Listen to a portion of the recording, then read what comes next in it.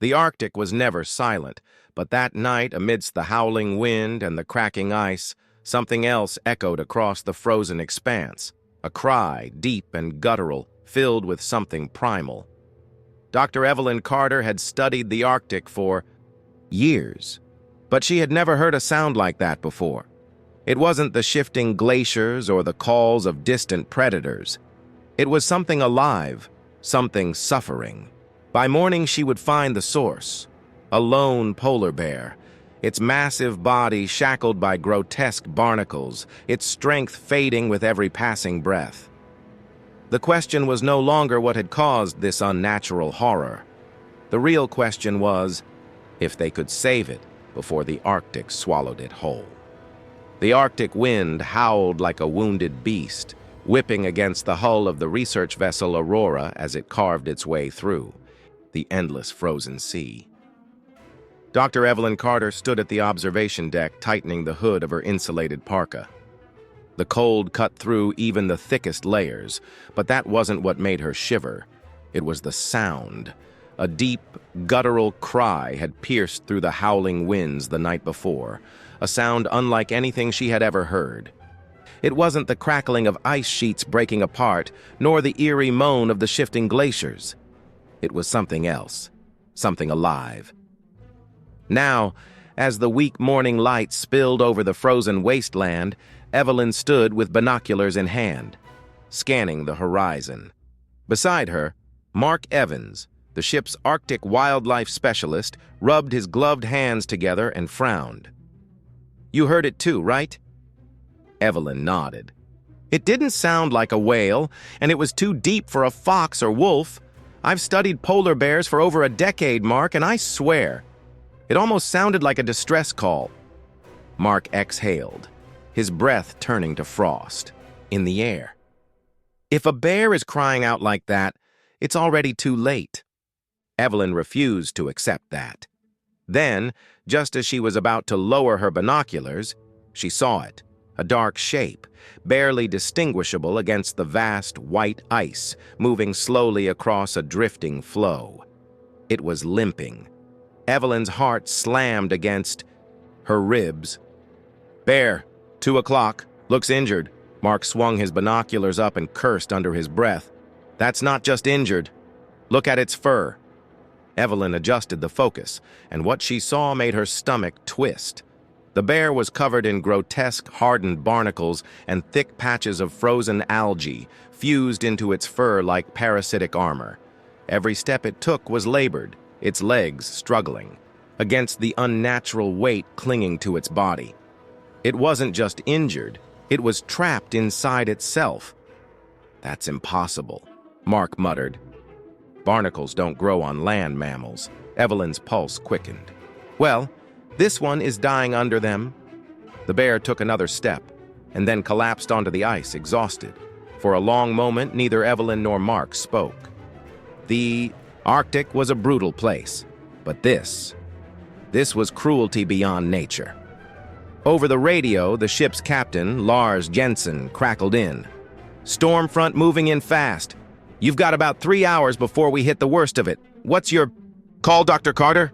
Evelyn clenched her fists. Every instinct screamed that this was a bad idea. Polar bears were unpredictable at their best. This one was weak, desperate, and potentially aggressive. Rescuing it could mean risking lives, but as she looked back at the bear, barely breathing, she knew there was no choice. "We're going." "In?" Mark turned to her, eyes wide. "Are you serious? That thing could tear us apart, even half dead." Evelyn met his gaze with unwavering determination. "Then let's make sure it doesn't die before we get the chance to find out." She grabbed her radio. "Prepare the rescue team. We need sedation, medical equipment, and a plan. We're bringing that bear on board." The ship's engines roared as the Aurora adjusted its course, cutting through the ice toward the stranded. Predator. The storm was coming, and time was running out. To be continued.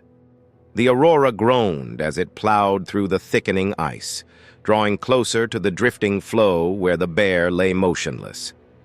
The wind was picking up, carrying the scent of snow and salt. a clear warning that the approaching storm would show no mercy. Dr. Evelyn Carter stood at the bow, gripping the railing as the ship slowed to a halt. The icebreaker had done its job. Now came the real challenge. Behind her, Mark Evans adjusted the tranquilizer rifle slung over his shoulder. "I still think this is a bad idea." Evelyn turned to him, her expression firm. "That bear is dying, Mark. If we leave it there, it won't survive the night. And if we get too close and it panics, neither will we." Evelyn exhaled. She knew the risks.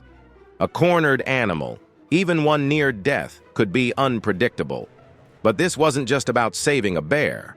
It was about understanding what was happening to it. Barnacles didn't grow on land mammals. This was something new, something terrifying. "Captain," Lars Jensen's voice crackled over the radio. "Winds just jumped to 50 knots. You've got an hour, maybe less, before we hit whiteout conditions." Evelyn grabbed the radio. "Copy that. We move now."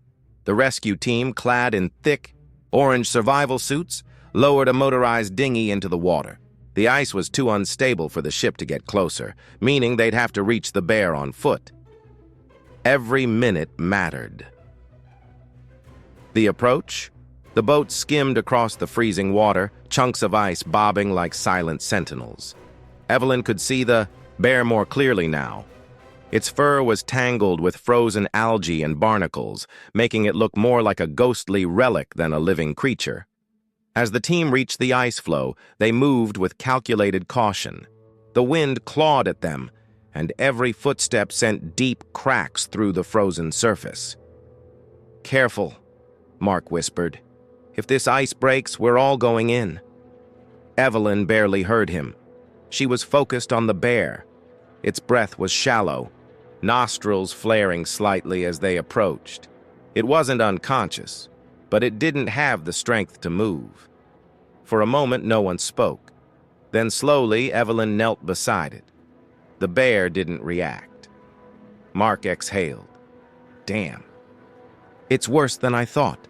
The closer she looked, the more horrifying it became. The barnacles weren't just attached to the fur, they were fused to the skin. Some were embedded so deeply that removing them could cause severe bleeding.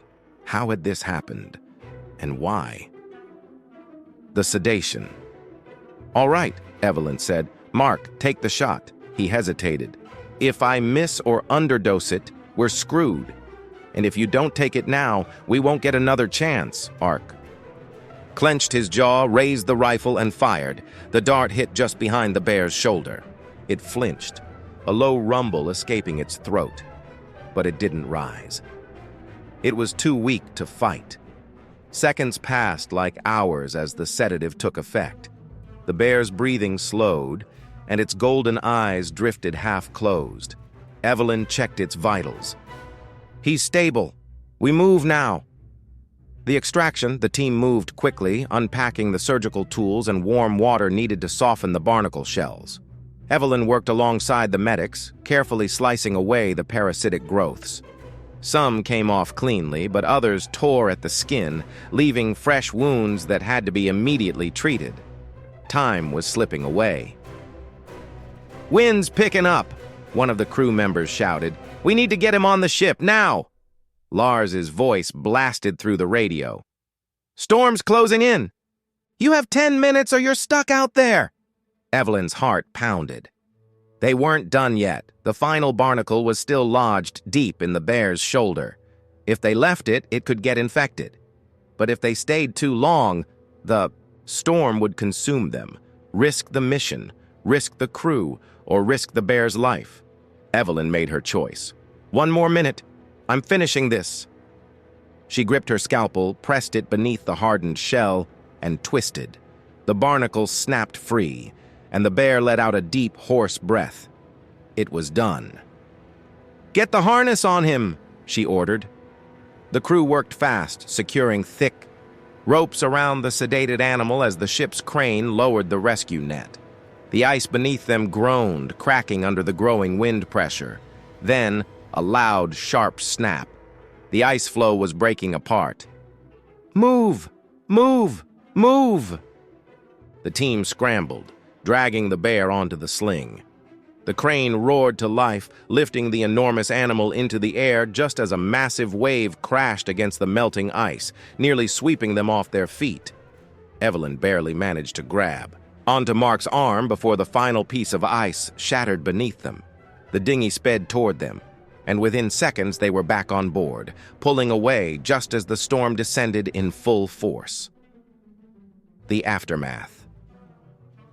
The Aurora rocked violently as it cut through the waves, retreating from the storm's reach. On deck, the bear lay safely secured, still sedated but breathing evenly. Its body was free of barnacles, but its battle wasn't over yet. Evelyn placed a hand on its damp fur, exhaustion and relief washing over her. Mark stood beside her, shaking his head. "I can't believe we pulled that off," Evelyn exhaled, looking out at the frozen wasteland disappearing behind them. "Neither can I, but we're not done yet." She glanced down at the bear.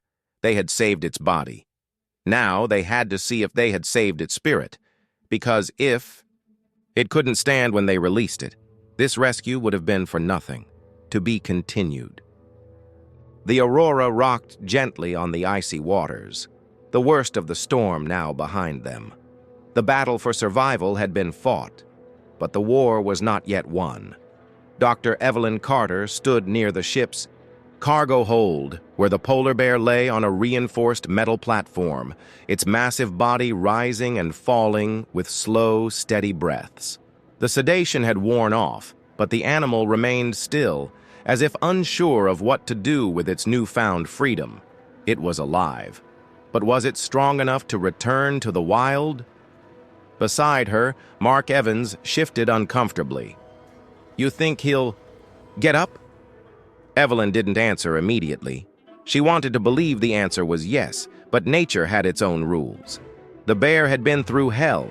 The barnacles had weakened its body, the infection had drained its energy, and the storm had nearly swallowed them all. Now, it had to decide for itself. The radio crackled. "We're nearing the drop zone," Captain Lars Jensen reported.